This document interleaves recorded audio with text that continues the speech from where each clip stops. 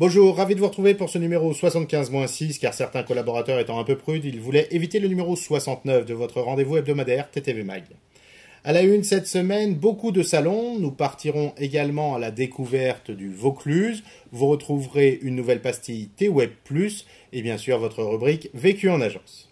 La 50e édition du Salon de l'Agriculture, qui fermera ses portes ce dimanche 3 mars, a fait également le plein d'exposants tourisme. Il est aussi une véritable vitrine pour l'ensemble des régions françaises, que ce soit au niveau de leur patrimoine, de leur gastronomie ou de leur offre touristique. Une quarantaine d'exposants, parmi lesquels bien évidemment de nombreux CDT ou CRT, mais aussi de nombreuses structures d'hébergement telles que la Fédération des Gîtes de France ou encore la Société Lagrange qui présentent leurs nouveautés. Présenté traditionnellement comme la plus grande ferme de France, le Salon de l'Agriculture accueille chaque année environ 600 000 personnes. L'édition 2013 du Salon Bedouk s'est tenue à Paris les 6 et 7 février dernier. Elle a accueilli environ 7100 visiteurs pour 500 exposants, une fréquentation globalement stable. À noter cette année l'effort des organisateurs pour inviter 150 acheteurs spécialistes du maïs en provenance de 6 pays d'Europe. Faire connaître le dynamisme de l'offre française à des acheteurs étrangers est un axe prioritaire pour le salon. Le salon a généré 1575 rendez-vous, programmés avec 225 exposants, nous précise le commissaire général du salon, M. Stéphane Barbarin. Apprendre et comprendre à travers des conférences de Meeting Lab organisées par nos confrères de Meet In. Plus de 2000 participants ont assisté à l'ensemble des 60 conférences présentées par l'organisation cette année. Un autre salon maintenant, le Ditex, qui aura lieu les 4 et 5 avril prochains à Avignon.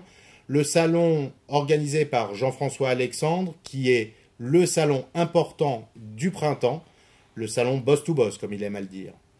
Retrouvons maintenant la deuxième émission T-Web+, avec notre chroniqueur Adrien.